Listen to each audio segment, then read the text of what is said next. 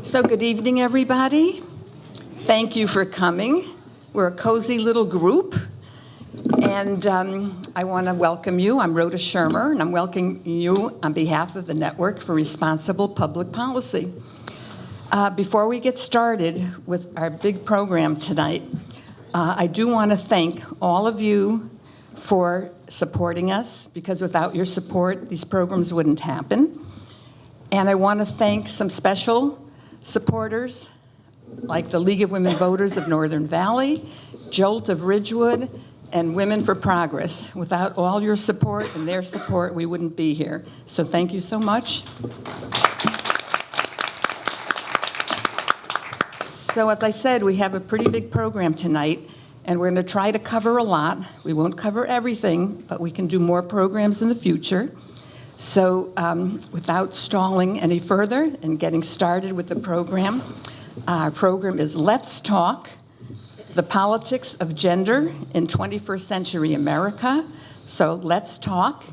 And Peggy LaScala, our Issues Committee Coordinator, will introduce our speakers. So thank you.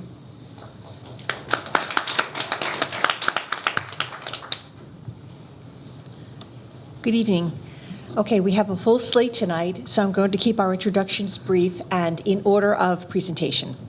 Our first speaker, Tova Walsh, is assistant professor in the School of Social Work and faculty affiliated at the Center, she's at the School of Social Work and a faculty affiliate at the Center on Violence Against Women and Children at Rutgers University.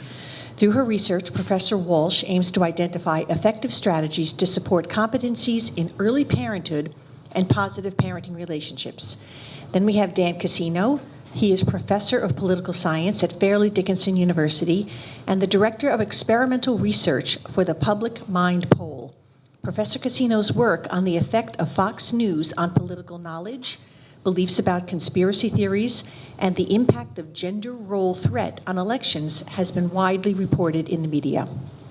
Then we have Patricia Matthew, who is Associate Professor of English at Montclair State University. She is a scholar in the New Jersey Council for the Humanities Public Scholar Project and has published articles in women's writing and 19th century gender studies, among others. She has also written on diversity and inclusion for other major publications. Then we have Debbie Walsh, who is director of the Center for American Women and Politics at the Eagleton Institute of Politics at Rutgers University. The center is nationally recognized as a leading source of scholarly research and current data about women's political participation, with the aim of understanding and enhancing women's influence and leadership in public life. And tonight's moderator is Yasmin Besson-Casino. She is a professor of sociology and distinguished scholar from Montclair State University. Her work focuses on work, gender, and youth, and she currently serves as the book review editor of Gender and Society. Welcome.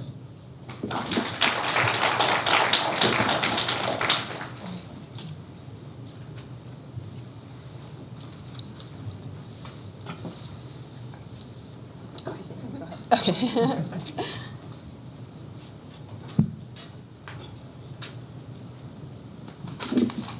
So hello, everyone. Welcome, and thank you to NFRPP for hosting, and to all the presenters who I'm looking forward to hearing from afterward. So the question that I want to address tonight as I'm speaking with you is to ask, after hearing so many women say Me Too, what can men do at this time? So from the White House to Harvey Weinstein to all the many stories that have followed in the news, sexual harassment and sexual assault allegations are prominent right now.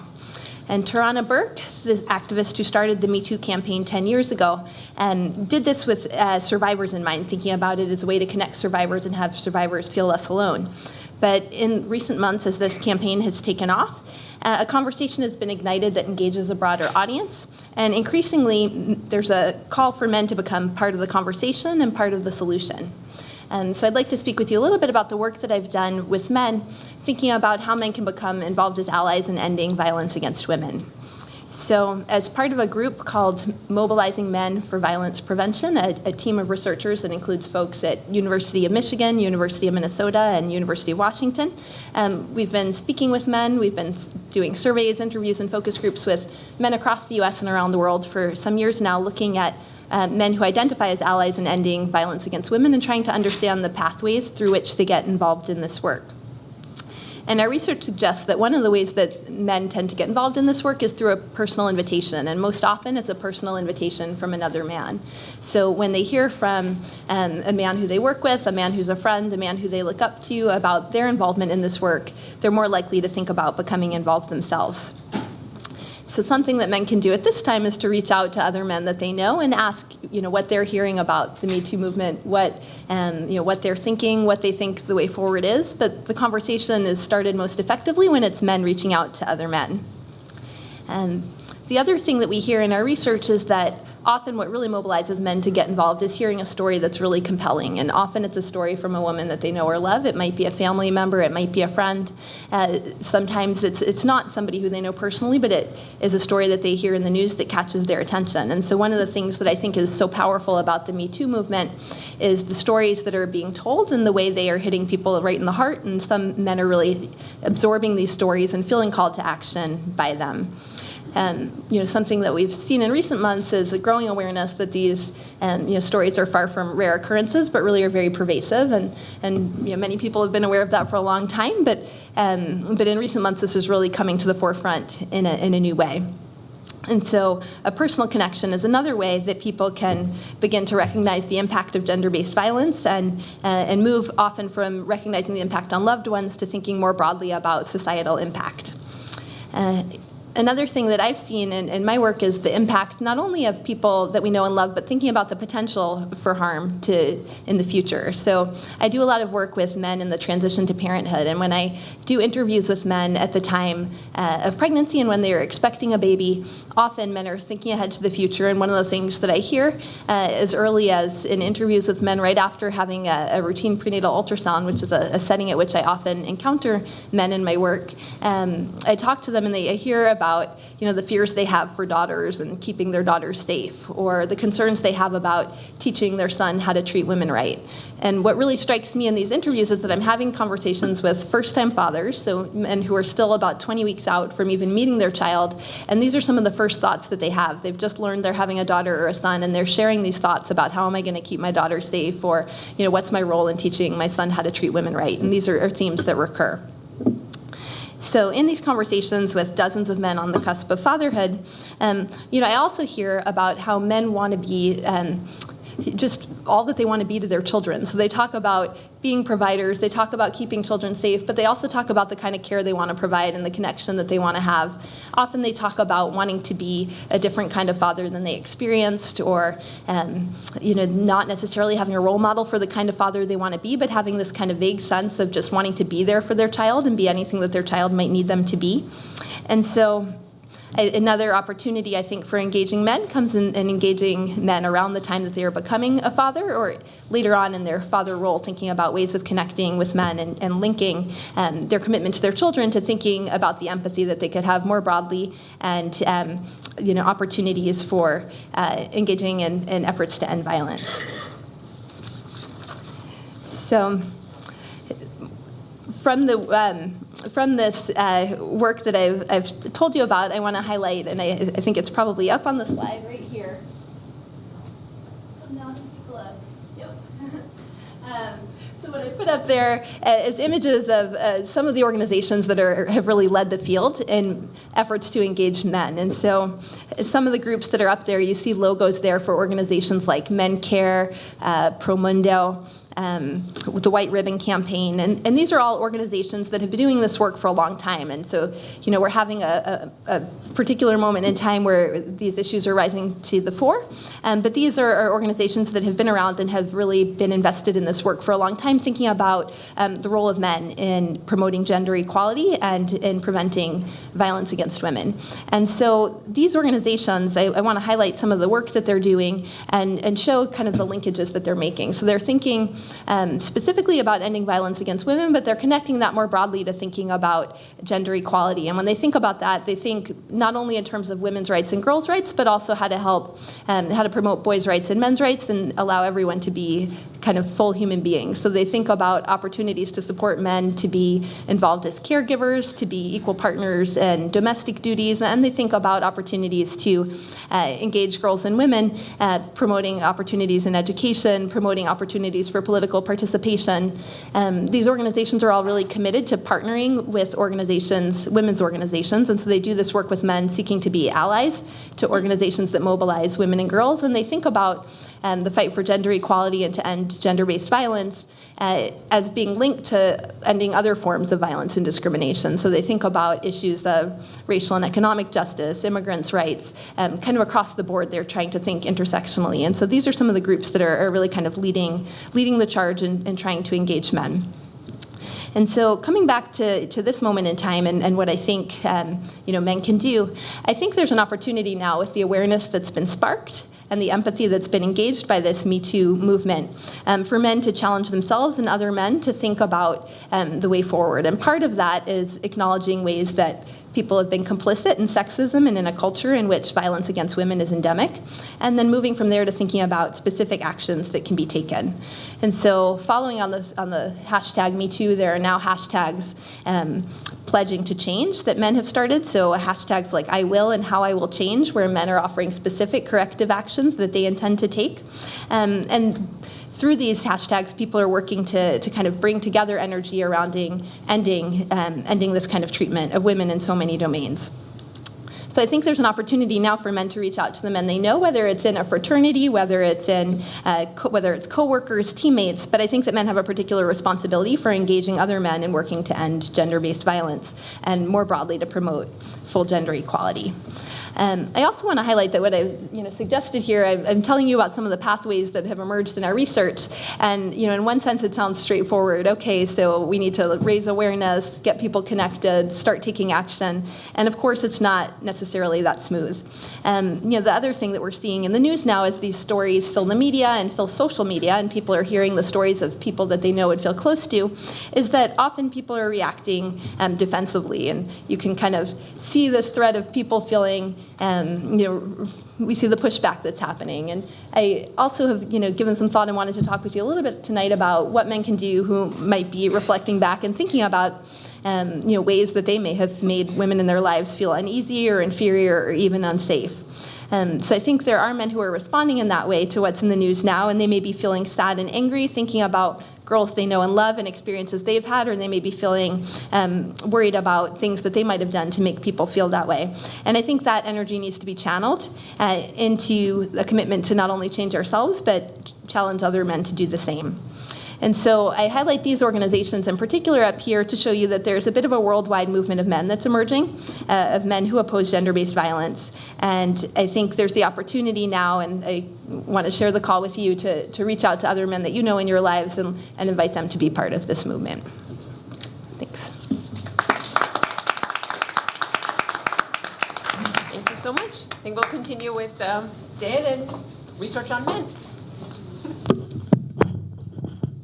Sorry, I like to walk around, so I'll be coming down here. All right, so I'm Dan Casino. I'm talking a little about men and gender tonight. And as a man who talks about gender issues, I get a weird response. And the response you sometimes get from students as a man who talks about gender issues, you have students who say, oh good, finally, someone who's not biased. Because after all, women have gender, men don't have gender. And I think this is something that's pervasive in our society. Because when we talk about gender issues, we're talking about women's issues. They're almost synonymous. We're pretending that men don't have gender. When in reality, one of the things we're finding out in the 21st century, in 2018, is that men's gender is far more fragile, far more threatened, and far stranger than people tend to appreciate. Men do weird stuff in order to protect their masculinity. Now, men in the audience already know this, but ladies in the audience might not be aware. When men use the bathroom, they will not use a urinal next to another man who is using the urinal, they will keep a buffer there. They will not do it. They're terrified. They will wait. Why? Because even something as simple as using urinal next to another person who is using the urinal would threaten their gender identity in a way that they can't quite explain, but they all know it. Men's gender identity is constantly under threat. Now think about it. In most societies, we have ways for men to establish, for boys to establish that they have become men. You have a bar mitzvah, for instance. If you are in a tribe in Africa, perhaps if you're Maasai, you have to go kill a lion. You have to do something to become a man. What do you have to do to become a woman? Many societies, you have to menstruate. Masculinity is something that has to be earned, something that has to be established. And because of that, it is something that you can lose, something that can be taken away from you. You can cease to be a man. Bob didn't act like a man. Bob isn't the man I thought he was. If a man stops being a man, we know what that means. If a woman stops being a woman, surgery? We don't even have a concept for what that is. Masculinity, men's gender identities, is fragile. Now, what I've got up here is a slide showing the increasing what I call ambient levels of gender role threat. And so what we've done here is on surveys, we've asked men whether they face discrimination because of their gender. Now, this may sound like a ridiculous question. You'll note the series only goes back to 2012 because it's a ridiculous enough question that before 2012, we didn't bother to ask it. Why not? Well, let's see. Men control 80% of the seats in Congress. Women have more CEO positions in the Fortune 500 than ever before. They're now up to 7%. We don't ask men if they're being discriminated against the basis of their gender because men kind of run everything still. So why would men believe that they are facing gender discrimination? Why would men believe at increasing levels between 2012 and 2016 that they're facing gender discrimination? Among Republican men, in 2012, about 7% said they faced a great deal of discrimination because of their gender. In 2016, that figure rose to 18%. If we take a look at people who just say they're facing some or a little discrimination because of their gender, among all men, we're up above 60% now. And that's shocking.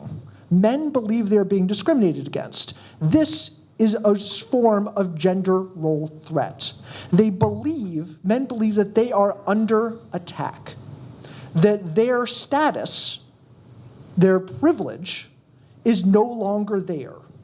Now, you may be saying to yourself, if someone loses privilege, that's not the same thing as being discriminated against.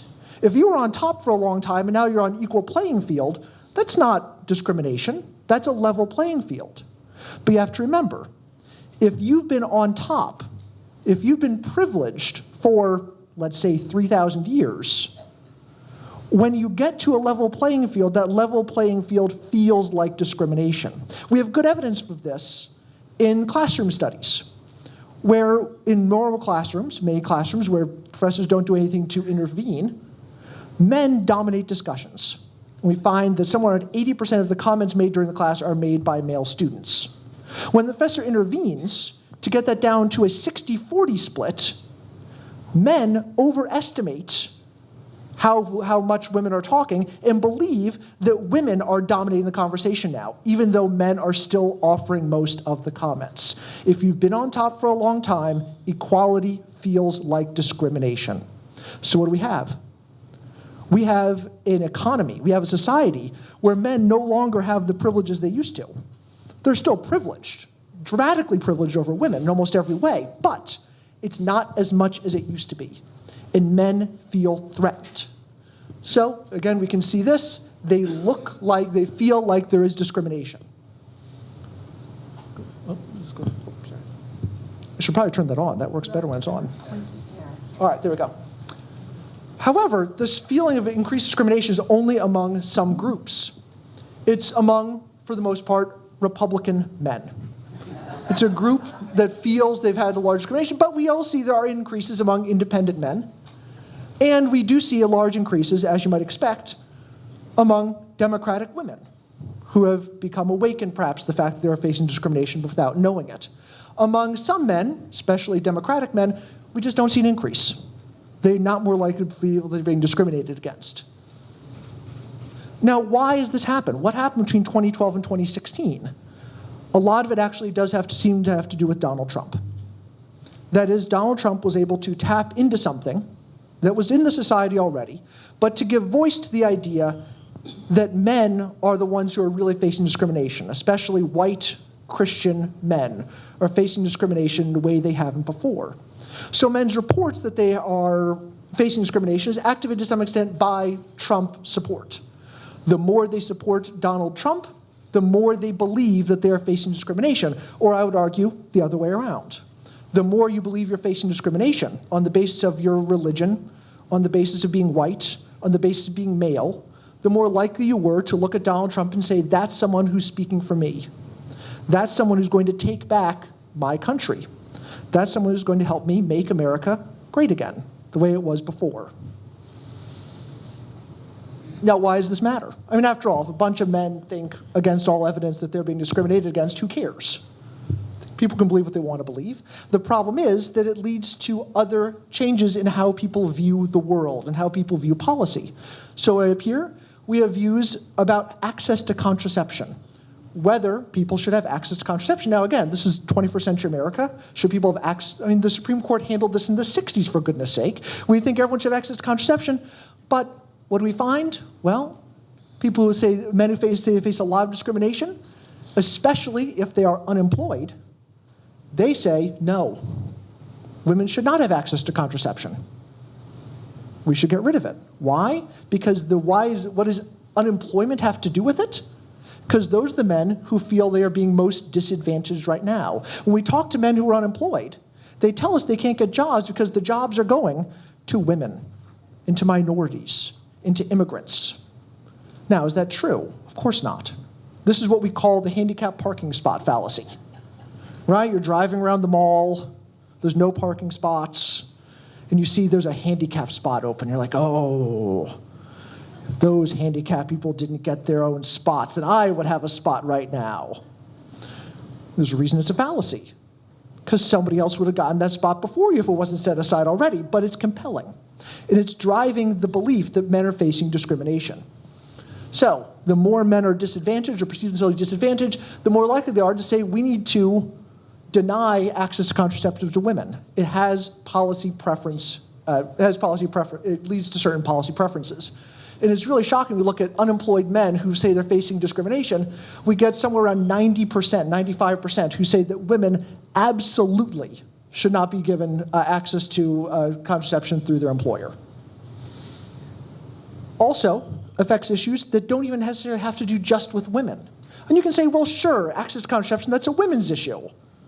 I mean, unless men want to have lots of babies, but we'll move past that. But there's other issues too. So here we've got parental leave laws. Parental leave laws are laws that benefit men and women. But guess what? If you're a man and you feel being discriminated against, suddenly you're against women getting parental leave. It has real policy implications. Now, why do men feel like this? Well, a lot of it does have to do with the changes in the economy.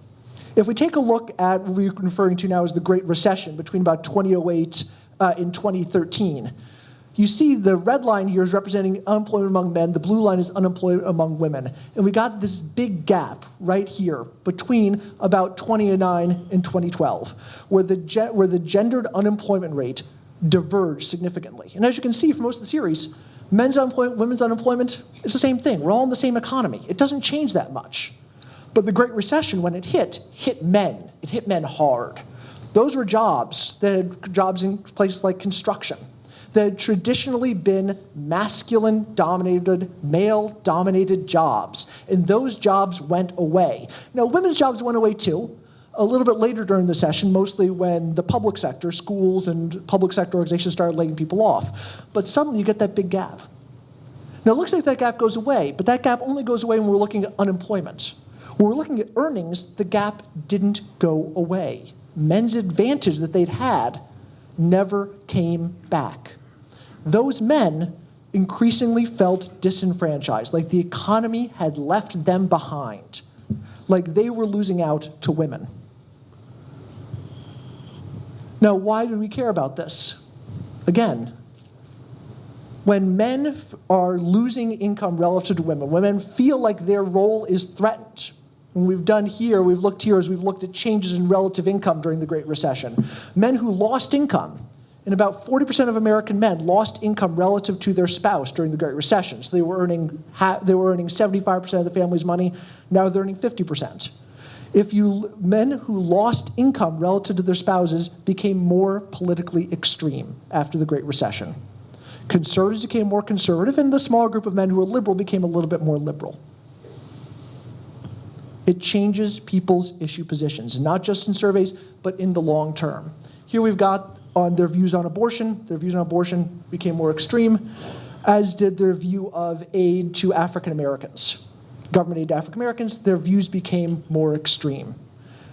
If you lost income relative to your spouse, men who did that suddenly started to believe that, you know what, the government shouldn't be helping African Americans. They believe they're being disadvantaged, they believe they're being discriminated against, and as a result, they want to change policy to try and take back what they believe is theirs.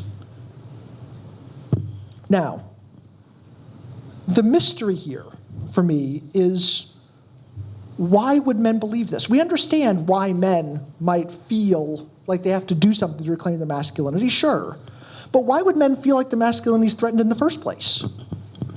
A lot of it, I think, has to do with the fact that men do not understand or do not perceive that women are actually being discriminated against, which is one of the reasons why I believe this Me Too movement is so important. A few years ago, there was a viral video that went around about catcalling in New York City, where a woman simply walked around the street with her phone on and recorded all the men who were catcalling her as she walked down the street. And for a lot of men, this was a revelation. Because guess what? Men do not see women, at least women they care about, ever being catcalled at. Why not? Because it doesn't happen when they're there. Because the men doing the catcalling respect the ownership of another man over the woman more than they respect the woman herself. So men don't see it. Men don't see when women are abused. It happens behind closed doors. It's easy to ignore. They don't see the bad behavior that we're seeing coming out in public now and for people in all sorts of positions of power, because they never see it. Men don't see these things when they're done by other men because they're not done around other men. This has been something that's been in the shadows. And as a result, men do not perceive it happening. Also as a result, many men do not believe that it's actually happening. They perceive this as a threat on them and on their privilege. When they see sexual harassment claims, we do see, especially among conservative men, especially among economically disadvantaged men, that they believe that this is just another attempt to drag men down. That this is another example of discrimination against men, when of course sexual harassment is exactly the opposite of discrimination against men. Now, all of this is a terrible downer, so I want to leave you with a couple of good sides, all right? Good side number one, technology exists such that it is now much easier to show that discrimination is really happening, that catcalls do happen, that violence against women really does happen. Viral videos are bad for almost everything, but this is the sort of thing they can actually be pretty good at. The other thing is that while masculinity is fragile, it's also very, very fluid. A study I did with Yasemin Besenkasino on the stand dais behind me, we looked at the change in the way men perceive cooking. Now, in general, if we're talking about doing the dishes, vacuuming, when men feel threatened, when they feel like their masculinity is in question, they don't clean. They don't do that. They just will not wash the dishes. I might not earn as much money as I used to, but darn it, I'm not going to wash the dishes. In fact, the amount of time they spend on housework goes down. The amount of time their wives spend on housework, maybe to make them feel a little better, goes up. However, sometime around 10 years ago, that changed for cooking. Suddenly, cooking became decoupled from all other types of labor. Men said, you know what, cooking's kind of a macho thing to do. I don't have to cook just steak. I can get out a sous vide machine. I can have fancy gadgets. I can show mastery. I can show how I know how to do something. And I can make, and this is a way to show how skilled I am and to express my masculinity. So guess what? Now when men get threatened, at least in certain states, we're seeing they're actually cooking more. Masculinity is fragile, but it can also be changed. We can teach men the way they treat women is a way to express their masculinity. And hopefully, we'll do just that. Thank you all very much. Thank you. And next up, we have Trish Matthew.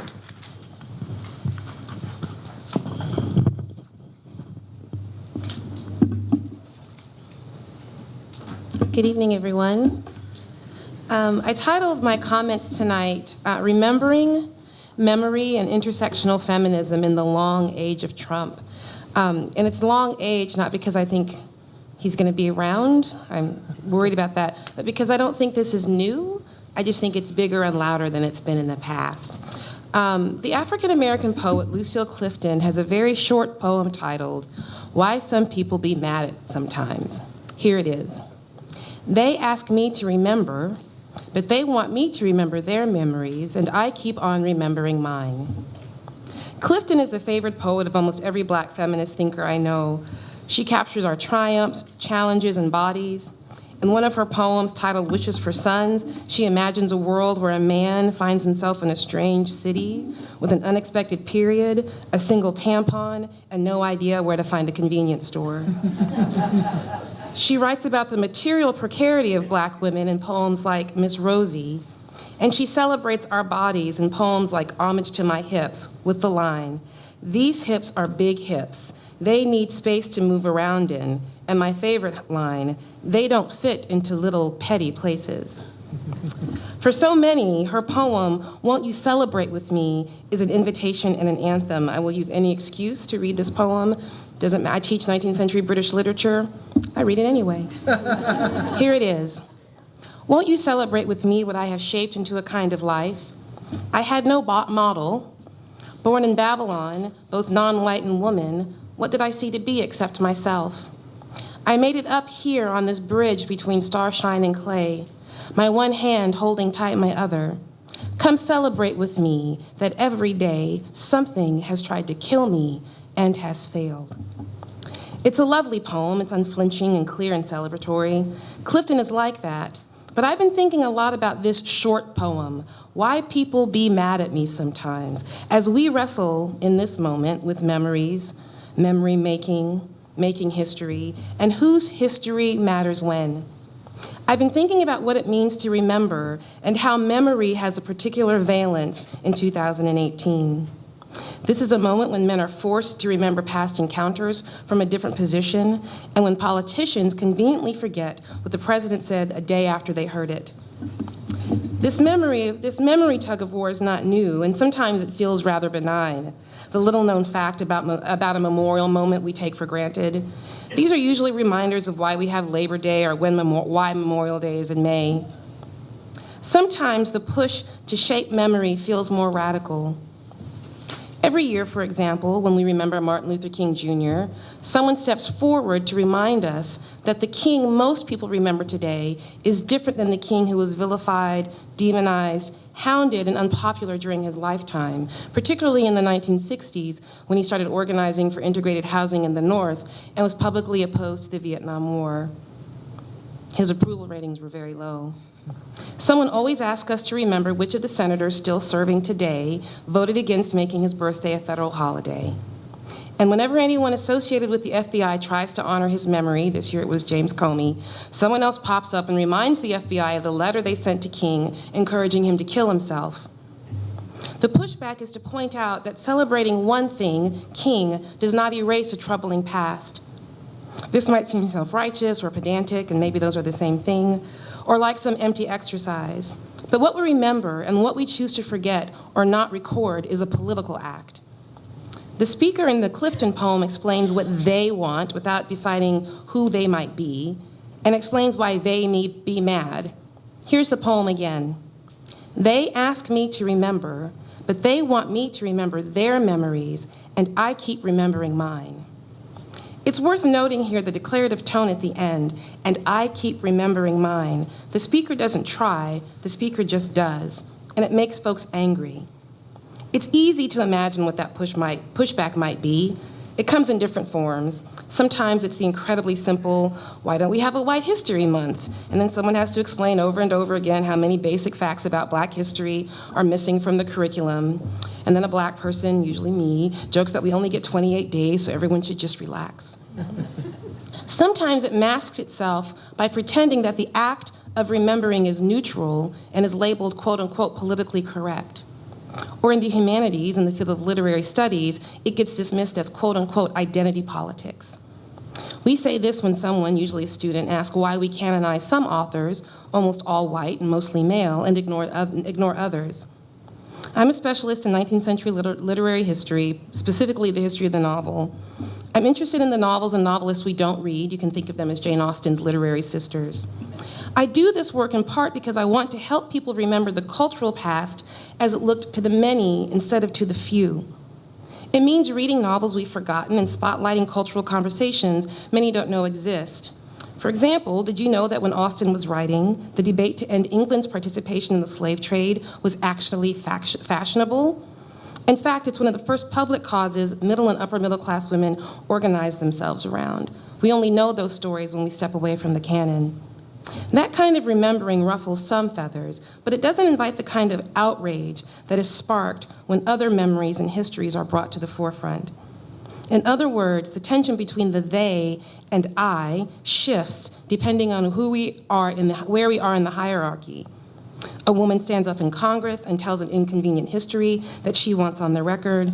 Parliamentary rules are put in force, and she is silenced, at least in one arena. In this case, a woman stands up to men who want to silence her. And that old phrase, well-behaved women rarely make history, is akin to the political act of remembering what one wants to that Clifton refers to in the poem. That's one kind of push and pull between women and patriarchy. The tension can shift when it's Black women, or Latinx women, or Asian American women, or Muslim women who want a different history than white women. Then we are reminded that we are all sisters and told that we are threatening and angry if we don't comply. These differences, these memories might be considered minor by some. We're stronger together after all. But that approach can obscure some harsh economic truths. Every year, for example, we remember the wage gap, and women's organizations show what it means that women make 78 cents to every man's dollar by explaining that in actuality, women start working for free in October. But that's only for white women. Black women start working for free in August. Hispanic women start working for free in July. These months matter. That wage gap matters, and money shapes memories. Here are some facts.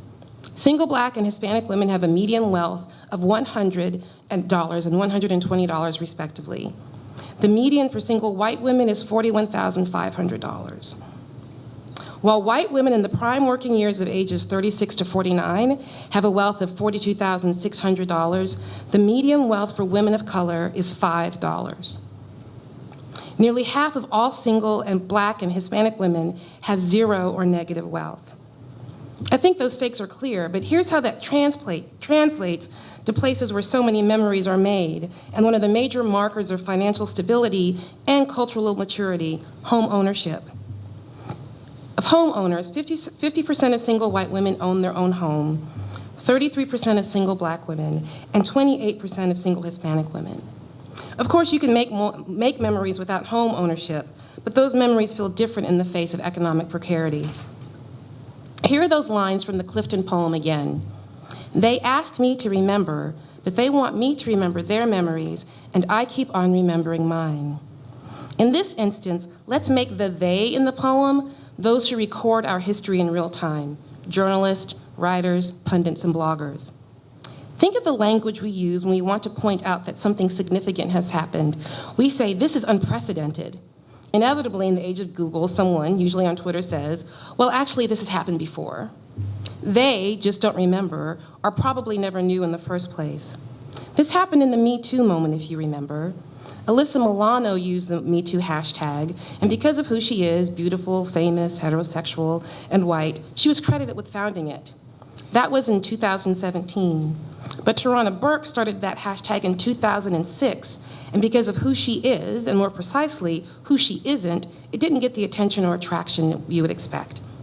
In fact, even when news outlets picked up on this fact, Burke was still a side note in history. Time magazine this year names the women of the Me Too women movement. They call them the silence breakers, their person of the year, and Burke is left off the cover. I'll note here that Alyssa Milano was very quick to honor what Burke had done and wasn't on the cover herself. Taylor Swift was, I don't know why. I mean, I know, but you know. And this is how the story about the silence breakers begins. Movie stars are supposedly nothing like you and me. They're svelte, glamorous, self-possessed. They wear dresses we can't afford and live in houses we can only dream of. Yet it turns out that in the most painful and personal ways, movie stars are more like you and me than we ever knew. Now, you could argue that this is news because we pay more attention to famous and infamous people than we do to everyday women or everyday men. And that would make sense. As Rebecca Traister points out, it's depressing to note, but the attention to sexual harassment is as much because we pay attention to the powerful, rich, and famous as it is about what we pay about, It's depressing to note, but the attention to sexual harassment is as much because we pay attention to the powerful, rich, and famous as it is about what too many people, most of whom are women, have had to endure. But here's where it's important to pay attention to Tarana Burke. Partly it's respect for the person who got there first. It's no small thing to coin a phrase, to put it in the atmosphere. Partly it's because too often the contributions of everyday people who are actually pushing change forward are erased. It's important for young people, girls and boys and others who may not identify with a specific gender to know that one needn't look like Gwyneth Paltrow to make change. All of that is important, but just on a practical matter, it's important to remember that memory puts Burke at the start. She started working for social justice in this particular area in 2006. I'm imagining that she has a wealth of hard-earned lessons that everyone would benefit from. There's no need to reinvent the wheel. There's a hashtag on Twitter that always makes me chuckle, even though I think it's not wildly circulated. It's hashtag listen to black women. That might come off as arrogant, and I worry that it makes black women seem supernatural. But it makes sense because all too often it's black women and women of color who have to learn to make do with less, develop strategies to succeed around oppressive structures, require community to thrive, and have developed the muscle of caring for everyone around them. That old adage that necessity is the mother of invention means that those who have less, like black women and women of color often do, have to be creative and inventive. They have to be strategic. Their memories, what they remember, shouldn't only matter to them, but to everyone. We can actually be stronger together, but only if we have a shared sense of what we all remember. Things are bleak, I know. I have a lot of mixed feelings about how we are making memories, how quickly we are moving, especially around Me Too. I think these are difficult and confusing times, but I'm hopeful because I see a multiplicity of voices in this particular movement. Intersectional feminisms means that we don't limit our focus. When Kimberly Crenshaw coined the term, it was to center around analyzing and discussing how oppression often intersects, quote, creating unique and varied experiences of discrimination. In other words, it's not just being a woman that matters. One's class, sexual orientation, and physical abilities should matter too. I'm seeing intersectionality in the movement after Me Too blew up. Those svelte, famous, beautiful, rich women bonded together to focus their energy on helping invisible workers, women in service industries who can't hashtag their way to justice. That movement is evolving with everyone's memories there to shape it. There's always going to be a gap between the they and the I, of course. But Clifton's poem doesn't mean there is no progress. I guess that's the hope I hang my heart on, that honoring memories is the first steps towards meaningful change. Thank you. Thank you. And finally, we have Debbie Walsh.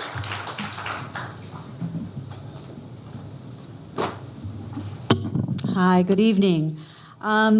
So as was said, I'm the director of the Center for American Women and Politics, which is at Rutgers University. And I just want to tell you just a tiny little bit about what we do. We have been around since 1971, at kind of that beginning, right in the midst of the second wave of the feminist movement. And we talk about that as kind of the moment when the feminist movement met electoral politics. It was the exact same month that we were founded, completely not connected to our founding, was the founding of the National Women's Political Caucus. So it was a moment when the activism on the outside in politics was meeting the idea of making sure that women were also on the inside of these institutions and having a voice in the making of public policy. So in the work that we do, we want to make sure that women's representation is monitored and the story is told. So we track the number of women office holders, women candidates. We look at women as voters. Women as appointed officials. We study questions about impact. We study questions about women's routes to office and how they get there and how their routes into office are different than those of their male colleagues. We also make sure that the work that we do is turned into action, either by other activist organizations around the country. So we make sure that our research is completely accessible to the activist community, to journalists, as well as to scholars. But we also do our own programs. So we run a program for training women to run for office, a nonpartisan campaign training program called Ready to Run. We run that here in New Jersey, but we've also franchised that, and it is now in 20 states. We also run a program called New Leadership, National Education for Women's Leadership, which is to demystify the political process for college women and help them figure out ways in which they can enter into the political world, whether as an elected official or working in government or being an activist and an advocate for issues that they care about. One of the things that we do around this issue of women as candidates is we monitor elections all through an election cycle, and on election night every 2 years, we do live reporting of the outcomes of elections for women candidates all across the country. And so we do that from our office, and we all gathered in November of 2016, and I had some bottles of champagne in our office, and we were quite optimistic in thinking that we would see the first woman elected president of the United States. And we sat through, as I think most of us did, watching the election night returns, and every time that horrible music would come on CNN with the breaking news about a new state and what the outcome was, we would see that kind of hope of seeing the first woman elected kind of drift away from us. And I don't know about you, but I did go to bed quite late that night, in fact, early the next morning, pretty much in shock. And I think it's probably fairly safe to say that no matter who you supported in last year's or 2 years ago presidential race, you were probably surprised by that outcome. And from where I sit and from the work that I do and that we all do at the center, it gave us a lot to think about in terms of women's political leadership and the future for women's political leadership. I mean, what did it mean for women's leadership that a candidate who was as qualified as Hillary Clinton, somebody that I think most people would say was probably one of the most qualified people ever to run for president of the United States, could lose to somebody who I think we could all probably agree is probably one of the least qualified people to run for president and to serve as president. And in fact, what we learned from the exit polls was that 60% of voters on that day thought that he was not qualified to be president, but among those 60%, 20% of them in fact voted for him. 63% of voters told the exit poll that they thought Trump lacked the temperament to be president, and again, 20% of those who took that view voted for him.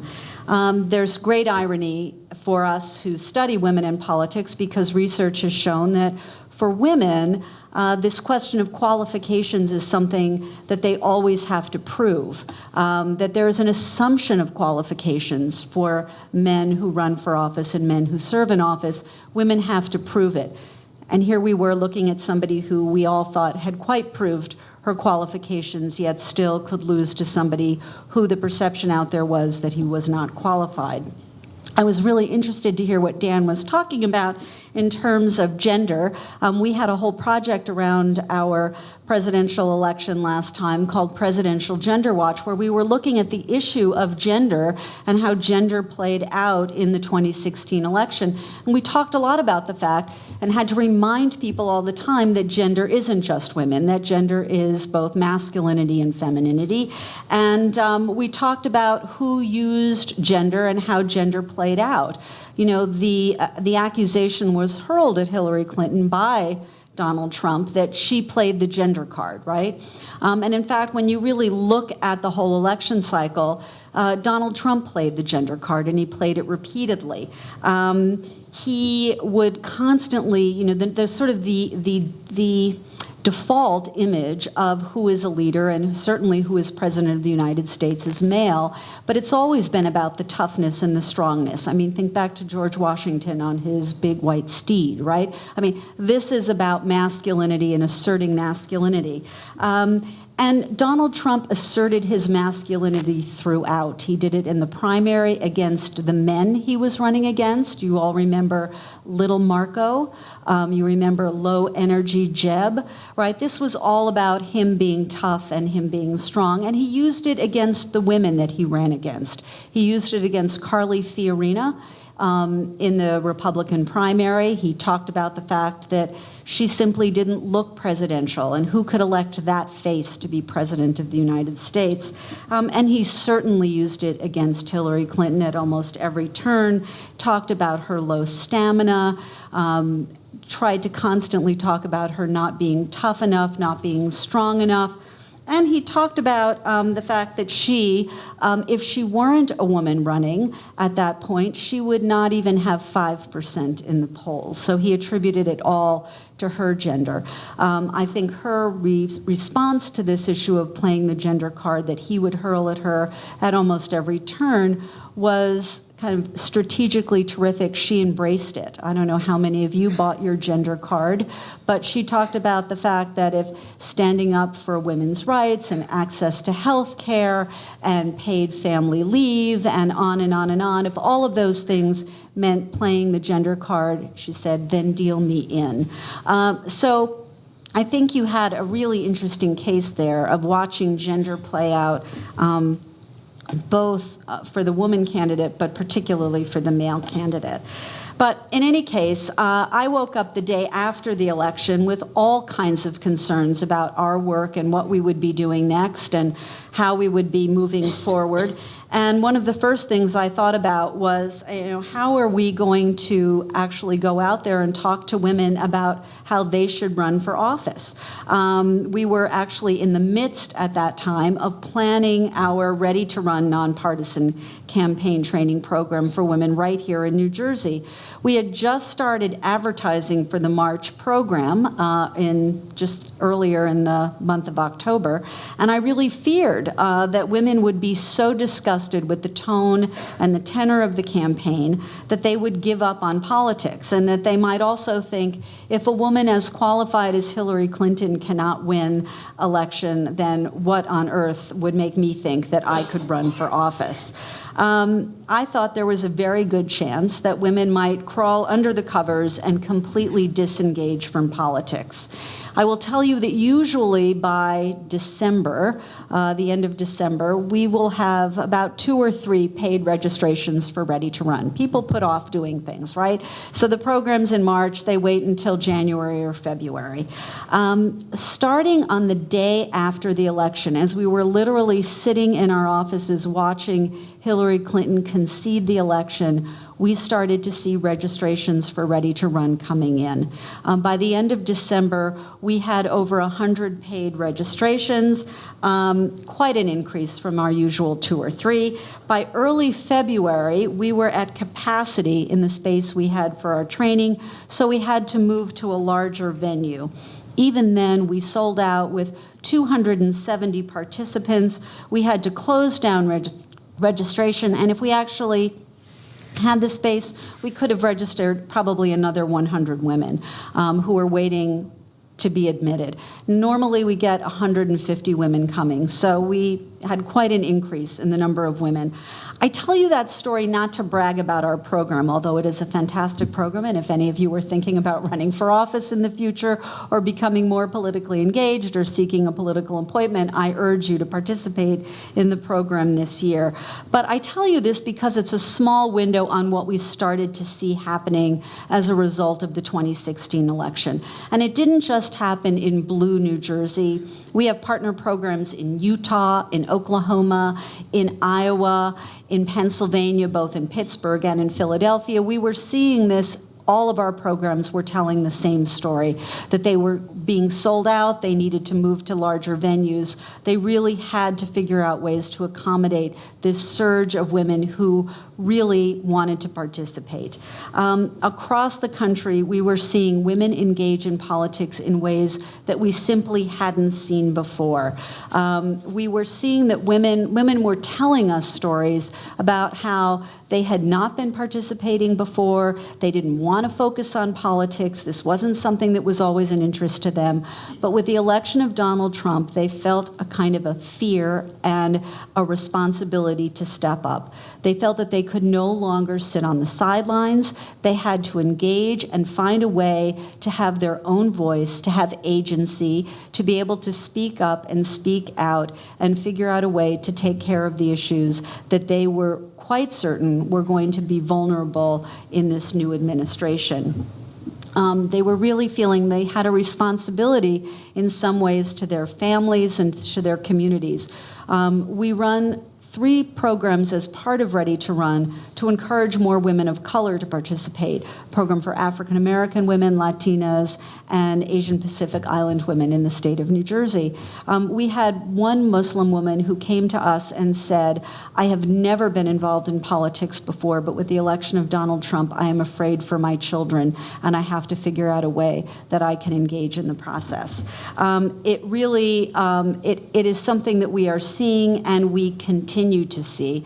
Women are really feeling compelled to get off the sidelines. There's a great saying in politics, if you're not at the table, you're probably on the menu. And I think that's what a lot of women were feeling all across the country.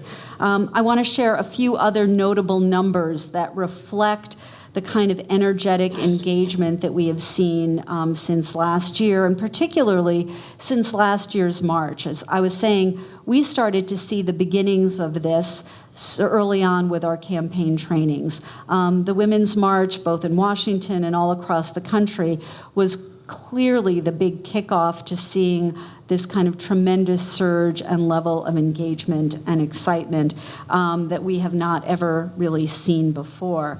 As I say, obviously our numbers of women who participated in our Ready to Run program are an example, as well as the programs all across the country. We did see there was a training that actually happened in Washington the day after the Women's March, sponsored by Emily's List and a group called Higher Heights, which is a PAC to encourage and support Black women running for office. They had over 500 women who showed up that day to learn more about how to run for office. We saw 52 women who ran for the House of Delegates in Virginia. That was a 60% increase in the number of women running for office in the state of Virginia. There were only 2 states with legislative races this year, last year, New Jersey and Virginia. We saw some real change in Virginia. So again, a 60% increase in the number of women candidates compared to 2013 or to 2009. The record number of women at the end of the day, 28, who were elected in 2017 to the Virginia House of Delegates, bringing the number and the proportion of women in the legislature from 19.3% to 27%. In one election cycle. And included among the women winners were the first Latinas and the first Asian American women in the Virginia legislature, as well as the first openly transgender woman elected to a state legislature nationwide. Of the 12 new women in the Virginia House of Delegates, 9 defeated incumbents. And I want to tell you that that is completely outside of the conventional wisdom about politics. When we were looking at those numbers of women who were running for the Virginia House of Delegates, we were very cautious, and we said, oh, but so many of those women are running as challengers. Incumbents win about 95% of the time, so let's not get everybody's hopes up too soon that we're going to see overnight change. Well, in fact, 30% of the women who ran as challengers won, really defying the conventional wisdom. But I suppose the election of Donald Trump as president also defied conventional wisdom. So I think we all have to start thinking about politics and our assumptions about campaigns and elections a little bit differently. We also had 8 women elected in 2017 or appointed to serve as mayors of the top 100 largest cities in the United States. Of those, 5 are women of color, including the first Black women mayors of Charlotte, Baton Rouge, New Orleans, and San Francisco. Today, 23 of the 100 mayors, those 100 mayors of top cities are women, and they include 10 women of color. And then one of my favorite numbers is 1. We have here in New Jersey a new lieutenant governor, Sheila Oliver, and she becomes the first woman of color ever elected to statewide office in the state of New Jersey, and the first Black Democratic woman to serve as lieutenant governor anywhere in the country. She is also, by the way, also the first and only woman of color to serve as Speaker of the New Jersey State Assembly. So that's sort of what we saw in terms of women's participation in politics just in that first year. Here's what's coming up, and I think what's happening as we move forward is what we all want to talk about. Where are we going and what's happening this year and as we move forward? First of all, in the very first special election of 2018, which was in Wisconsin, state legislative seat, a woman was running in that special election as a Democrat. She beat the Republican. This was an open seat. It was a special election. But this district was a district that has long been held by the Republican Party. So I think this portends to something that is coming down the road as we look to 2018. This is not just women, and particularly Democratic women, winning in Democratic districts. These are Democratic women who are running and unseating or turning around districts that had long been Republican. We've also been seeing some interesting things happening right here in our own state with our new governor, Governor Murphy, who has been putting together his cabinet. The cabinet is still not complete, but I will tell you, we run a program called the Bipartisan Coalition for Women's Appointments, where we work to encourage when there is an open gubernatorial seat, the gubernatorial candidates and then the new governor, we work very hard to encourage that person to appoint women as often as possible so that we can ultimately achieve some kind of political parity. And we work with a group of women leaders in both parties to put forward resumes and names of women because we want to take away that excuse of, oh, I really wanted to appoint women, but I simply couldn't find them. So we help them find them. But so far, of the people that he has appointed to his cabinet, 47% of them right now are women.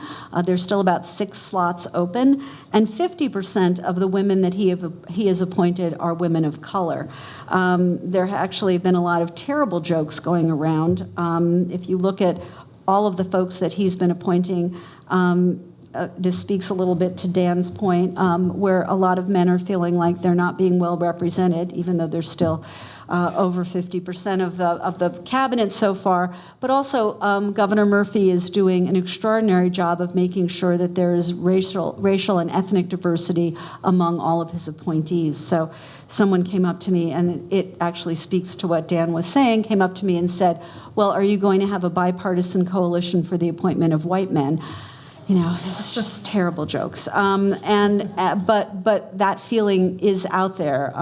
So I was also relating to what Dan was saying because We hear all the time, oh, there are lots of women in Congress, there are lots of women in politics, and we have to remind the folks who say that, well, women make up less than a quarter of elected officials at any level of office.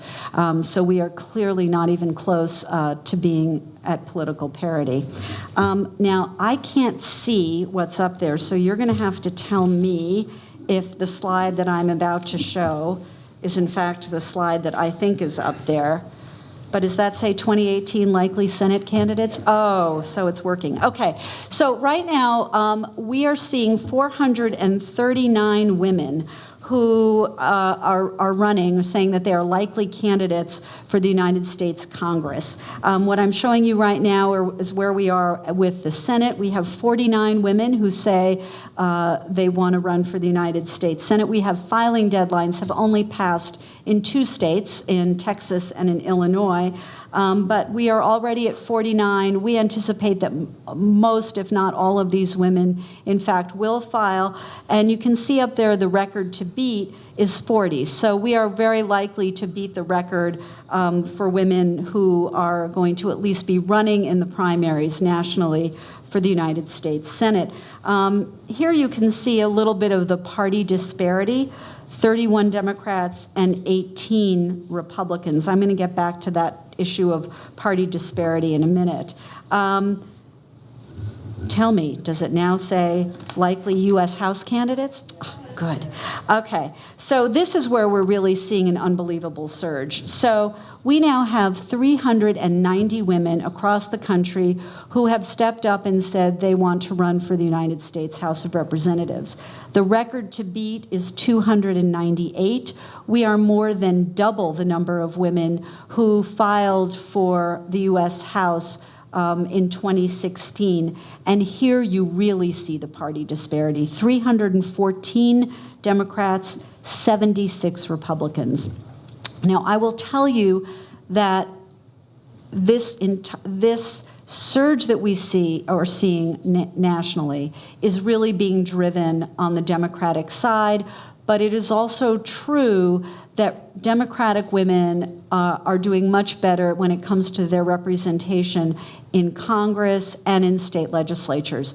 So for instance, right now in Congress, women make up about a third of the entire Democratic caucus in Congress, whereas women make up only about 10% of the Republican caucus. Republican women are underrepresented.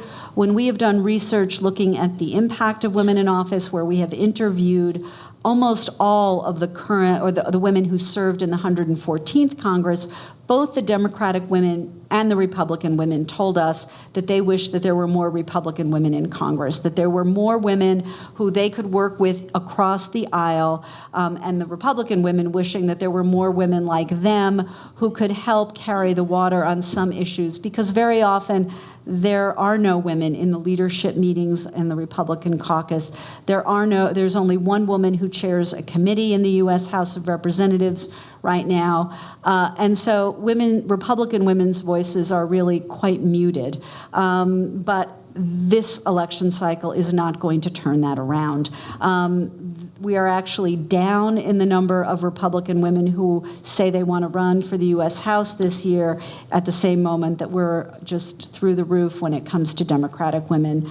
And finally, the gubernatorial level, which doesn't get as much play. Oh, did I go the wrong direction? You're such a good audience. Thank you for your help. So at the gubernatorial level, right now there are 36 states that have gubernatorial races. This is a very big year for governors. Right now, currently, there are only 6 women who serve as governor in the United States. 2 of those women are not running for re-election. The most women we have ever had at any one time serving as governor are 9. Right now, we have 79 women who say they want to run for governor. 34 is the record to beat. We're going to beat that record. But what's really interesting to me here are the number of women who are running for open seats. I'm going to go back just for a second so that you see Am I on House? Am I on U.S. House right now? Okay, so when you see there the challengers, 197 of the 390 women are running as challengers. That means if they win their primaries, they're going to be taking on an incumbent of the other party in the general election. Those are still tough races. I know what I just said about Virginia. We don't know if how that's going to continue to play out, but it is still an advantage, a great advantage to be an incumbent. But when we look, am I now on governors? When you look at the governors, you can see 51 of those women are running for open seats. Now, many of these women are running in races against each other. I consider that a quality problem when we get to the point where we have women running against each other in races. I don't consider that to be a negative. But we have some real opportunities here. We just did a little handicapping of the governor's races, and we think there could be up north of 15 women who make it through the primaries and are running for governor in the general election. So that could make a real difference. And one of the reasons we pay so much attention to this level of office is this is where we pull candidates for the presidency, the United States Senate and governor's offices. So having a bench of women at this level of office is incredibly important. So that's where our numbers are right now. In this year, the first major election following the election of Donald Trump, there's an awful lot of potential here for change. We can talk a little bit more when we go into the question and answer period, a little bit about what happened. The last time we've seen this kind of surge was 1992 in the aftermath of the Anita Hill, Clarence Thomas hearings. There are a lot of similarities in what's going on now and what went on then. But I do want to end with a little bit of what you can do as you leave here and you look towards the future. Obviously, I always have to encourage and say to a group like this, I hope some of you will think about running for office. You don't have to run for Congress, but that would be great. But there are state legislative seats, county seats, municipal offices. We need women running at every level of office. We need them active and engaged at every level. You can become a citizen advocate. You can advocate for the issues that you care about, lobby the elected officials in your area. And then, of course, you can work for other people who are running, who you agree with, and go out and support them and be engaged. We need women engaged in every aspect of the political process, because without the voices of women, we are missing talent, creativity, and energy that we so desperately need. So I'm going to end there, and we can open it up to questions.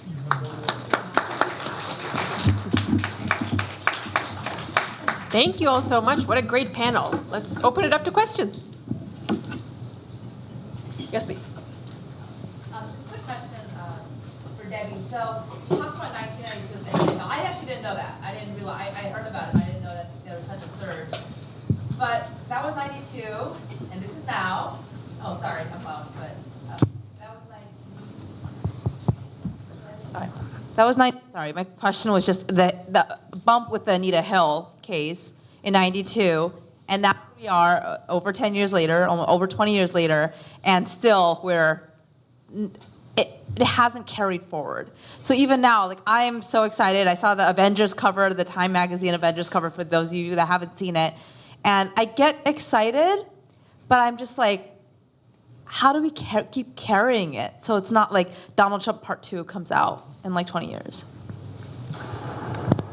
So you're talking about the sustainability of what's happening.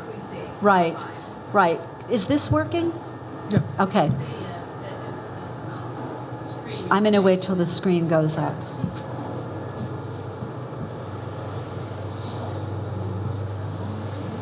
It's like the world's biggest screen. You don't realize it's going up into the roof. It's amazing. Is that where it's going? Yeah. So I'll answer that, but I think others can chime in on this, because I think there's a lot of ideas about how this is sustained.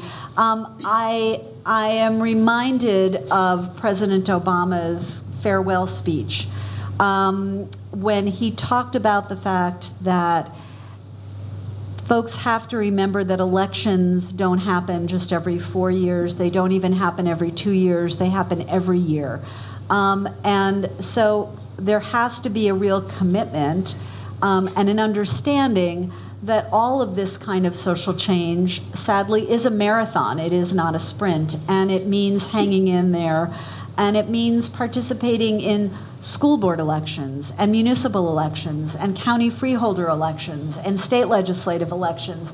And the great thing about New Jersey is we always have an election because every year is an election year for us. So it does require that kind of perseverance and that kind of engagement. And I think it's normal that there are flashpoints that ignite passions and highly motivate people. I think that's sort of the way of social movements and the way of history. But there has to be this kind of understanding that it's not going to turn around in a day. I mean, even when in 1992, in the aftermath of the Anita Hill Clarence Thomas hearings, where I think for the first time and for a lot of people in this country, they really saw who made up the United States Senate, because those of you who are old enough, as I am, to remember sitting there all that weekend watching this young African American woman speak truth to power and go before an all-male, all-white Senate Judiciary Committee, and the fact that she was not believed, at least by them. She was believed by lots and lots of people all around the country, but not enough by them, or it didn't matter enough what she was saying. I'm not sure whether it's not believing or that it just doesn't matter when a woman has this experience, particularly if a black woman has this experience, so that they could support and vote for Clarence Thomas, who sits now and will sit on the U.S. Supreme Court for as long as he likes, even though he faced that kind of an accusation. It was that moment, I think, for women collectively kind of going, where are the women? You know, who was there to understand? It was a kind of a collective recognition. And the combination of that kind of realization of the lack of representation in that institution, combined with a record number of open seats that year for Congress, led to a doubling in the number of women in Congress. But that still meant that women made up 10% of Congress at the end of the day.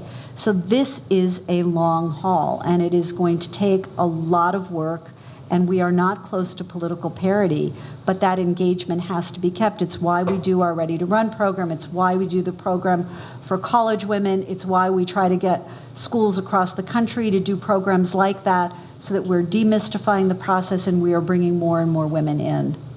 Dan, I think you want to. No, I just want to say that one of the other ways this sustains itself is that one of the big barriers for women running is stereotypes about female candidates. So voters have stereotypes, they believe certain things about female candidates that tend to disadvantage female candidates in some elections. However, the only way to get through that is to have more women in office. So Hillary Clinton faced a disadvantage because she was the first woman major party nominee. The only solution to that is to have more women major party nominees. And after a while, there's not a stereotype because there's not one woman.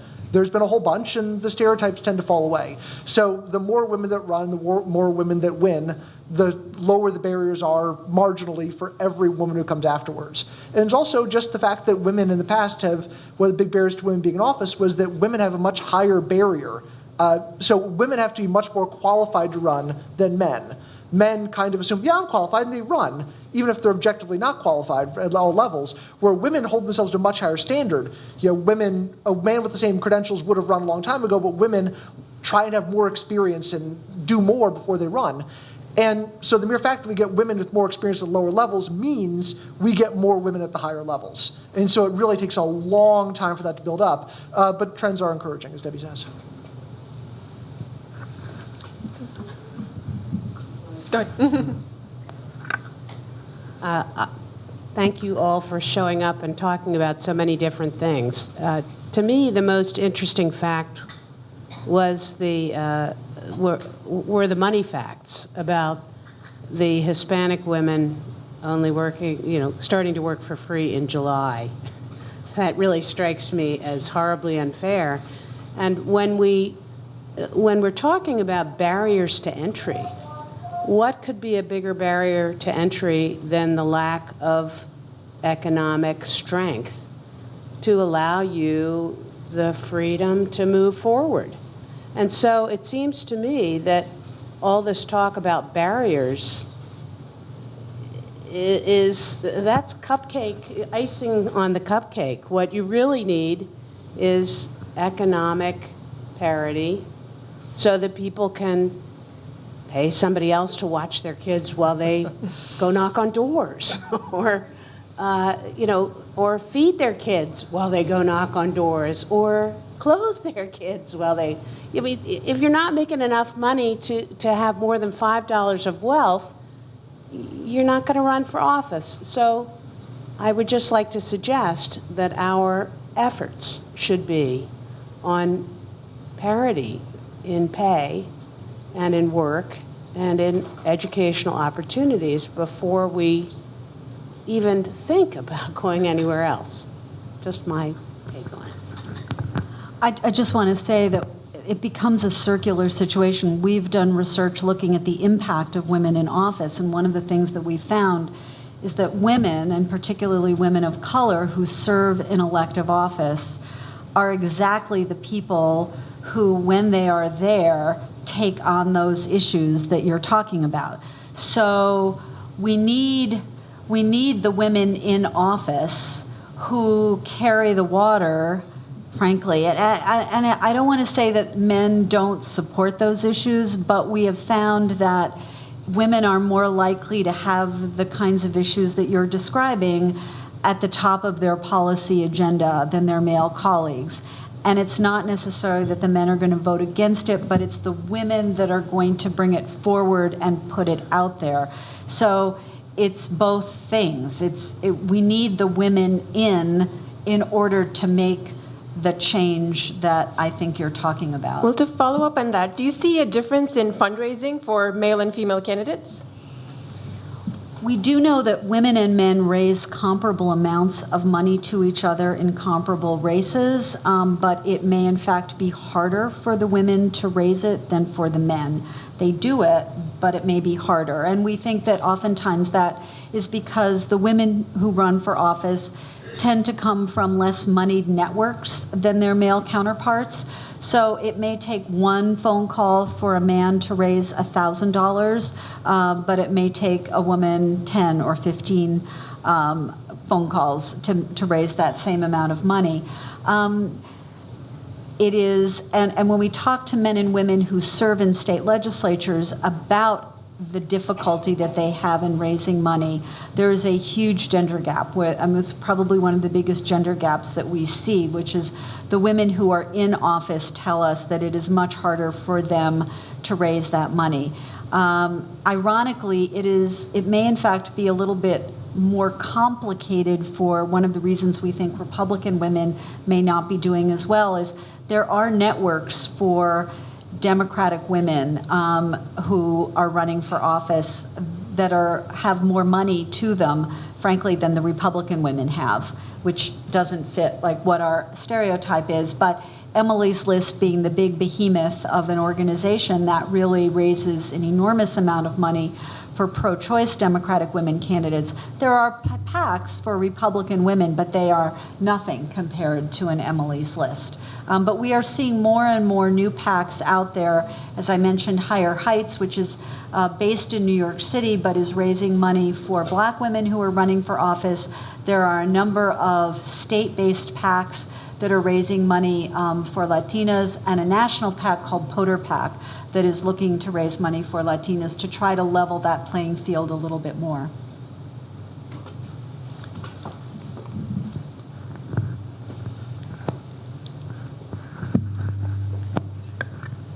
After every election, there is widespread commentary about the very, very low rates of voter turnout. And I am wondering whether there has been research on the gender breakdown in terms of those voters who turn out to vote, and what kinds of things we could be looking at to change that. What your thoughts are on increasing voter turnout and increasing it among women. But is there research on the gender issue with respect to voter turnout? And what can we do to affect it? Well, women outvote men. About 9 million more women voted than men in the last, not in this, we haven't got the numbers yet for this last presidential exactly, but in the presidential before that. Women are more likely, and they also vote differently, right? We've seen a gender gap in the way in which men and women vote. And among the women, there are differences. So white married women are more likely to be Republicans. Women of color overwhelmingly more likely to vote Democratic. You certainly saw that in the election in Alabama, where Doug Jones' victory, I think you can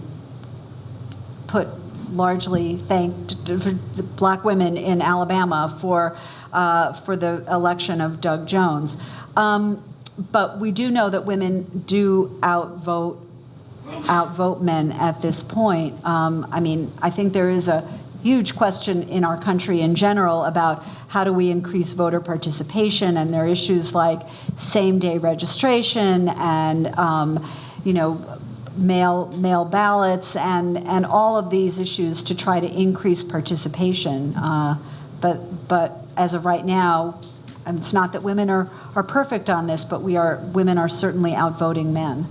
To follow up on that, those of you who are working on, with younger students, where do you see the young people voting? Tova, maybe? Sure. Well, I guess I'll just say that at the time of the last presidential election, I was a faculty member at the University of Wisconsin and saw quite a lot of student surprise, the kind of shock that Debbie was describing, feeling the day after the election is what I was hearing on campus. But I'll just share an experience that I had walking around campus and hearing 2 undergrad students having a conversation and really upset, and one was saying, "Yeah, I just really wish I had voted," and I wondered how many people she represented who was shocked by having this whole conversation, and I assumed they had voted right up until the point where I said, where I heard her say, that she wished she had showed up. So. Yes, I think there's still work to be done, but in my field among social work students, we hear a lot of intentionality now around thinking about the next election cycle and their role as social workers and community organizing and helping people to get to the polls. If I could just jump in, the biggest barrier in America to voting is actually voter registration, is the fact that almost uniquely among advanced democracies you require people to register to vote 30 or 60 days before an election. So when we do surveys of people who are not registered to vote, which is actually a really hard thing to do, because people who don't register to vote also don't pick up their damn phones, so we can't talk to them. But when we do get them, mostly through text messaging, what they tell us is the biggest reason they don't vote is, number one, they don't feel like they're qualified, they don't feel like they know enough to vote. Which in American elections, I don't know how much they think other people know, but that actually is gendered. So women are more likely to say that they don't know enough to vote. So it's, again, qualifications. They feel like they have to be more qualified. And the second biggest reason is they say no one ever asked them to register. Like, no one ever said, hey, you should register to vote. And they went, oh, okay. So the implication, because someone just asked them, you'd see voter registration go up by somewhere between 6 and 7 points. So, just no one's asking. I also wonder about the sort of persistent drive to. You know what, I think because it's facing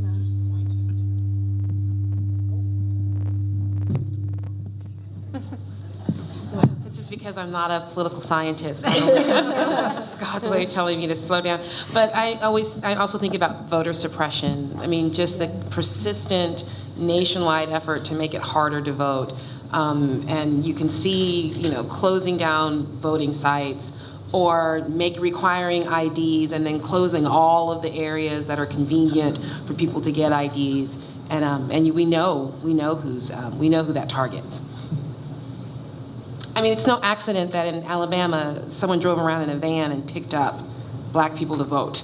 right? Like that was the goal. You had to make sure that they could get to the polls, and you had to make sure that even that they knew when they got in line. I think that when you think about how if you're a felon, you don't get to vote, right? And if your prison system is disproportionately targeting people of color, then when they get out, they can't participate in the electoral system.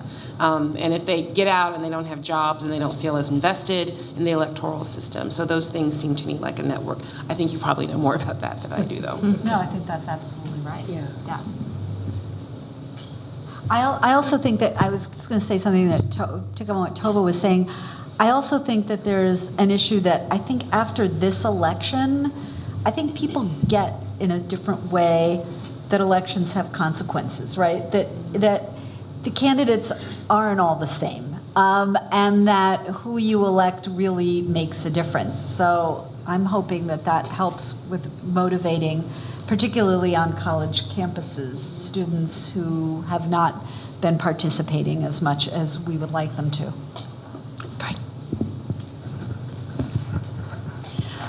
Thank you. And I appreciate all of the information that was shared tonight, too. I ran for freeholder in Morris County last year and the year before.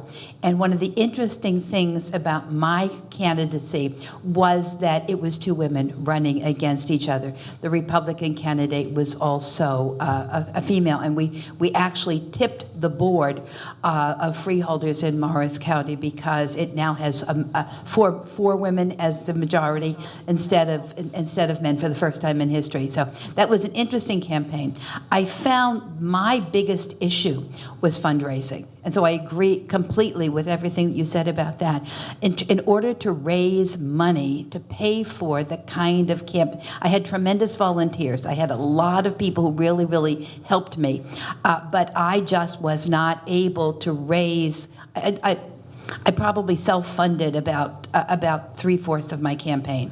And so what it does is it really cuts out people who cannot do that from even running. But my question has to do with, to Dan, and that has to do with Trump's machismo. Do you think that his sexual exploits that he's used them as a way of proving his virility and defending his manhood? Yeah, I mean, so Trump is all about performative masculinity, right? And I hate to actually use the term masculinity because, of course, there's lots of different ways to be a man. But he is very much going into what the gender theorists call hegemonic masculinity. You know, male is domineering, male is having sexual exploits. Look, I think there's a reason that we found out last week that our current president had an affair with an actress from pornography. I hate they all call them porn stars, so it might be character actors, from a actress from pornographic movies, while his wife was at home with their infant child and paid her off for $130,000.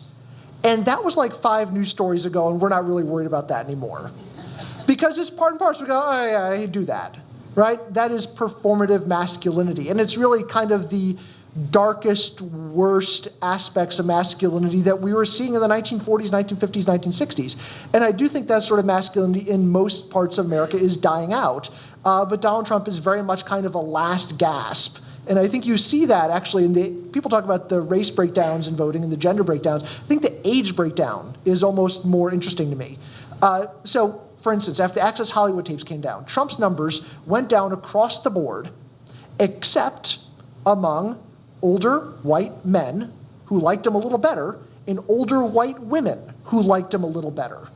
These beliefs about gender and proper gender roles and beliefs in the value of hegemonic masculinity are not exclusive to men. There's a lot of older women who also feel that they want men to dominate. Maybe these are women who are homemakers their whole lives. And to say, no, women are valuable when they're running for office, women are valuable when they're running corporations, that feels like an attack on them. And they feel attacked by that. And so I think there is an appeal to that. The sort of performative masculinity does appeal to a certain coalition of voters. However, I do think that coalition of voters is shrinking. I think it's not working as well as it might have worked 20 or 30 years ago because there's just fewer people who have those sort of attitudes. I think more people are moving on. I hope that masculinity is changing so that that sort of masculinity feels more toxic to more people.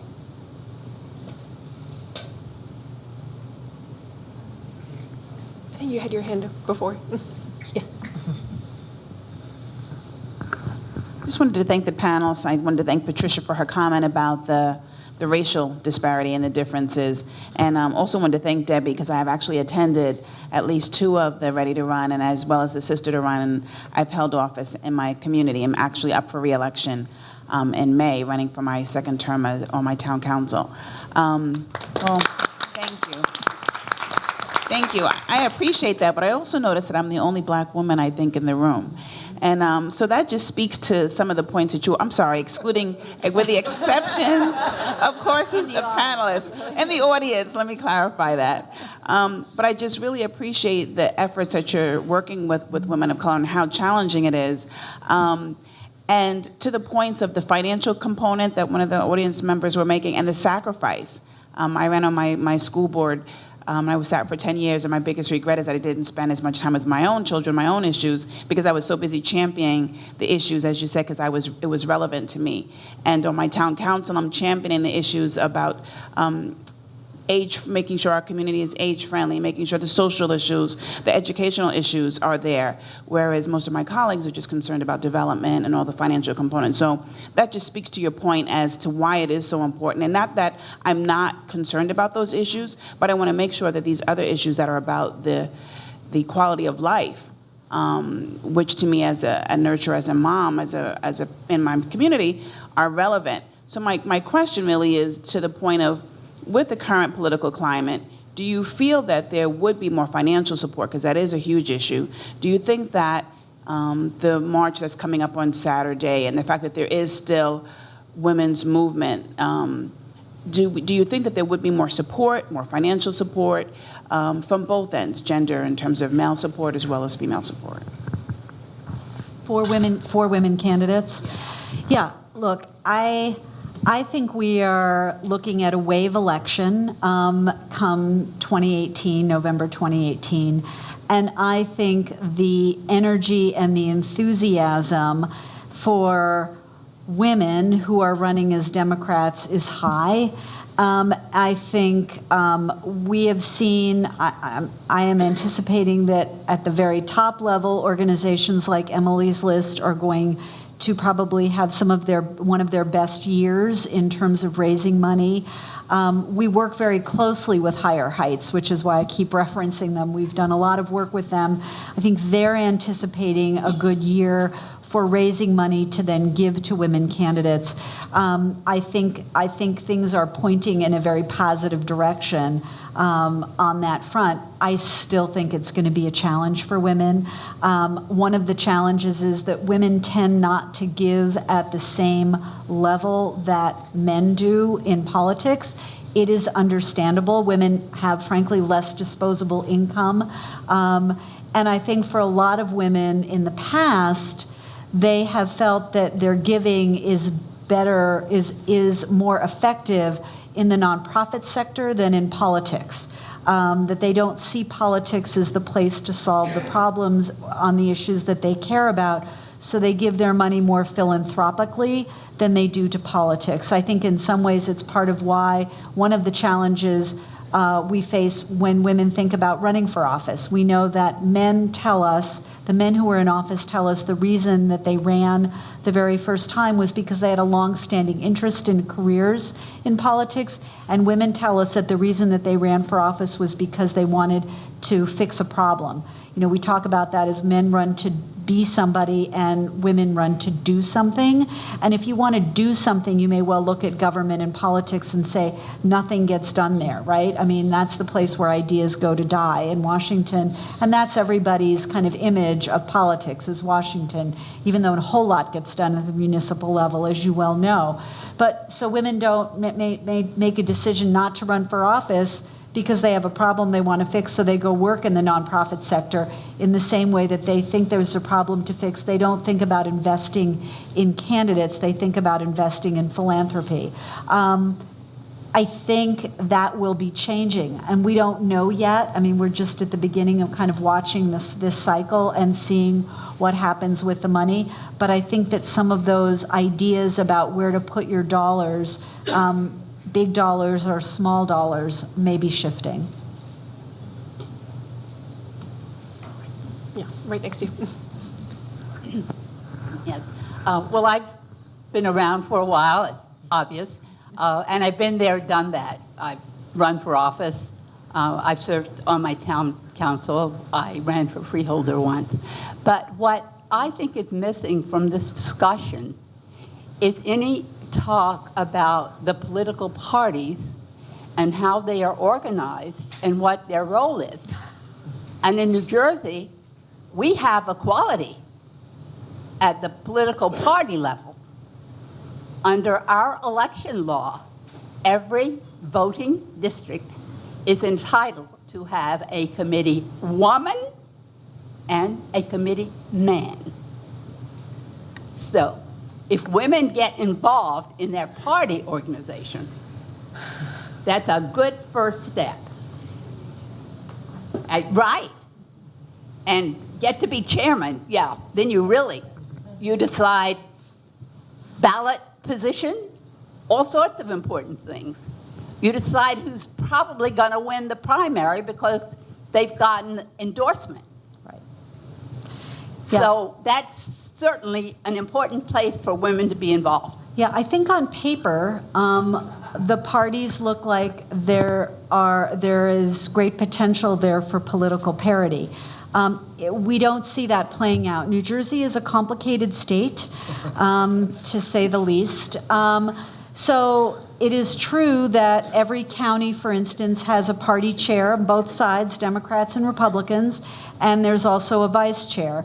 Overwhelmingly, the chairs are men, and there has to be gender balance. So if the chair is a man, the vice chair is a woman. Overwhelmingly, the chairs of the county parties are men, and the vice chairs are women. They could change that. By being committee members. Yes. That's who elects the chairman. Absolutely, but oftentimes this system, I'm going to sound like a Bernie Sanders person, the system is often kind of rigged against having that open transparency. And in many places, the person who is the county party chair may not really have the power. The person who has the power may be somebody who is not even elected. So for instance, in South Jersey, George Norcross runs the party, and not just in one county, but in a whole series of counties. He's elected to nobody, by nobody. What women serving at committee level can put an end to. Yeah, I think they're there, but they're not able because of, and there's a whole issue of money and contracts, and it is terribly, terribly difficult. And it is one of the reasons that women have really struggled in the state of New Jersey to make gains.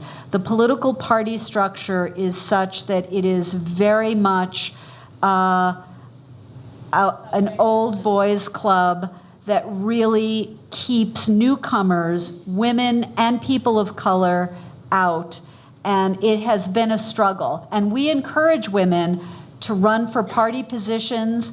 Many of those slots sit vacant, but right. But even when they get there, they find that decisions are made before the meeting even happens. So it's been a real struggle in New Jersey. Yeah, New Jersey. There was a hand like right there. Oh, sorry. No. Somebody over there? Go ahead. Yes, please. Good. Okay. I want to go back to that subject of sustainability. We've had a lot of candidates come out this year, women candidates come out. You talked about with Anita Hill, there was a surge for a short period of time that went away. We also talked about men who are now starting to feel, with children being born, that they have a sense of their children and especially their daughters, and safety and moving forward for them. You said that a lot of women came out this year because they were concerned for their daughters. I'm concerned for my daughters and granddaughters and things like that. How do you see sustainability in this activism movement right now? How do we keep it going? Is it a fear of what's going to happen to my daughter, the consequences of elections, or is it a carrot? what are the things that can sustain a movement like this going forward? I'm a little hopeful because I talk to young people a lot, particularly young women. I remember I was not prepared for the response of the women students in my class after the election who were openly weeping at some point. And then they got back up.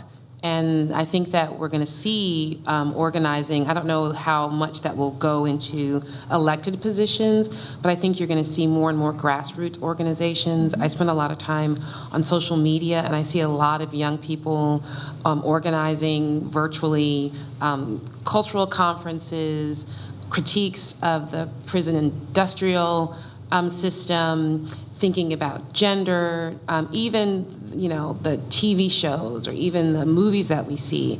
So I don't think that like electoral politics is the only path there. I think that sustainability happens when we have those conversations across different arenas, and I think success begets success, right? Every time, I mean, I think if you even think about the Me Too movement, which we all kind of referenced, it was the quick response to Weinstein, right? However long that lasts, that made other people feel like it was worth it to take that step. And I think that's going to happen in different ways. That's the only thing that gives me hope. I talk to young people, and they don't want this to be the world, right? I think that a lot of them only knew Obama as a president, right? They only knew Michelle Obama as a first lady. And I remember in a class, a student telling me, it was a young African-American woman, she said, I thought we fought all these battles. I can't believe I got to fight him again. But she's ready, right? She's ready. So I'm hopeful. How about the men? Where do we see the young men? Well, I just want to add one thing first, and I did want to echo what Tricia was just saying in terms of hopefulness around students. I was at a conference last week, my discipline's major research conference, and students mobilized and were wearing all black one day of the conference, following the lead of the actresses and actors who did that at the Golden Globe Awards. And I think, both I see this energy and mobilizing by students, but also this leaping across sectors is kind of exciting too. So, I think you gave the example of actresses bringing activists with them along, and here we see students following the lead of what they saw in the press there. So I think, one thing that makes me hopeful is just thinking about, the broader this gets, then, it picks up momentum.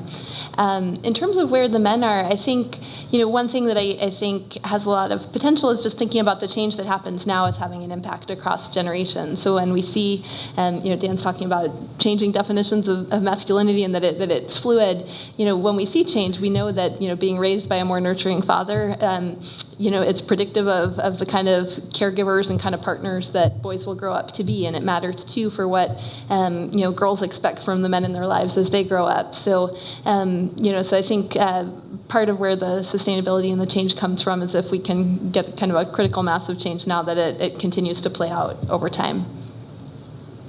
I think we have one last question on that side. Thank you.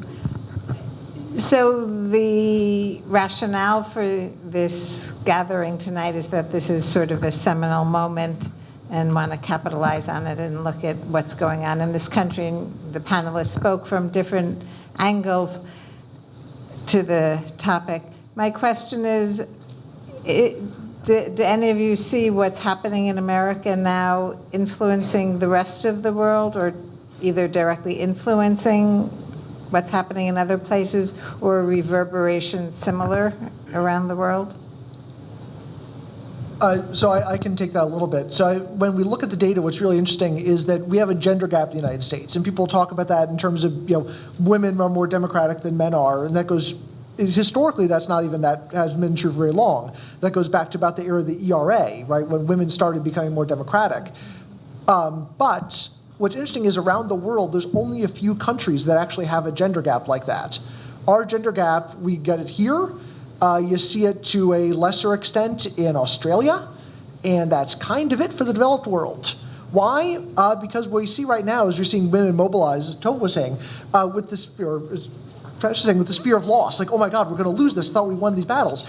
If you live in Sweden and gender issues are not already something that's legislated and dealt with, and you've got parental leave and abortion rights already, then women are voting on the same issues that men are, and you don't see a gender gap at all. So this is kind of a sadly almost uniquely American phenomenon. We have seen these sort of huge swings in other elections in other countries. I believe Rwanda, in one election, went from being 12% of the legislature being women to 80% in one election. That actually led to, after that, their scores on almost every indicator you could think of went up pretty dramatically. They made a pretty big difference there. So it has happened in other countries, but it is kind of weirdly, uniquely American for all sorts of terrible reasons. I also just want to add that we do not lead the world when it comes to how women are doing. Dan was referencing it to policy, but we rank 91st in the nation, in the country, in the world, for the proportion of women in our national legislature. Rwanda is number 1, but we are behind places like Kazakhstan. We are behind Iraq. And part of the reasons we're behind Iraq is because when Iraq was forming its new government with a new constitution, the United States insisted at the time that there would be a quota in Iraq for 25% of its parliament to be made up of women, for reasons that make a lot of sense. I mean, the perspectives and the kind of attention to issues of peace and diplomacy that are associated with women, we valued enough to make sure that in a country where we were having some say and control over what would happen, that we did it. It won't happen in this country. We could have a long conversation about quotas, but a lot of these countries are doing so much better because there are quotas. One super last question. I will try to talk quickly. I'm sorry. Thank you for this panel tonight. I've really enjoyed it, and I've enjoyed how much of it has been focused on getting women into office. But I'm curious as to sort of going back to the sustainability issue and all of the conversations that we have amongst ourselves, like the Me Too conversation, and amongst my activist circle right now, there's a lively debate in advance of the next Women's March as to whether or not the pussy hats are exclusionary. And I'm wondering if when conversations within Me Too are trivialized or called distractions, and with conversations like this debate are kind of called distractions and identity politics within feminism, if it's possible to walk and chew gum at the same time, and if we can have these conversations and remain a healthy movement, or if at some point we need to just focus on getting women to office. And I don't know who would like to pick that up, but I'm just really curious about the room for lively debate and conversation, and also sustainability as a movement for feminism.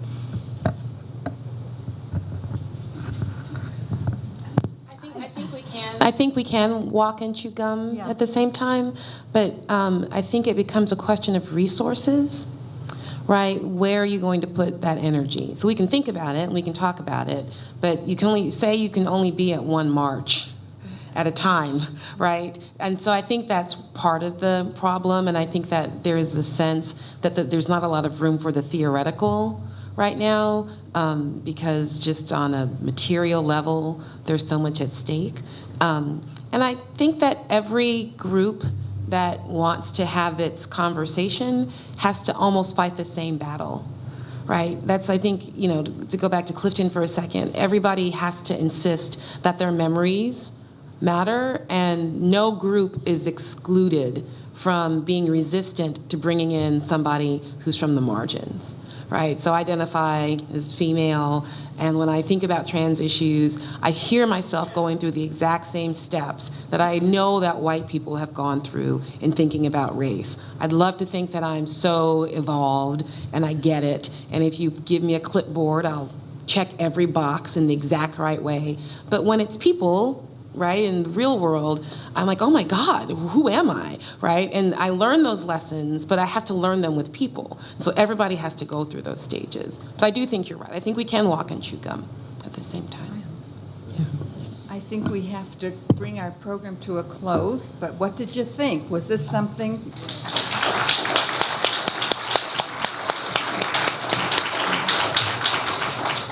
So I want to thank you all for a very informative evening, and we learned a lot, and we have a long way to go, and we're going to learn more. Thank you so much. Thank you.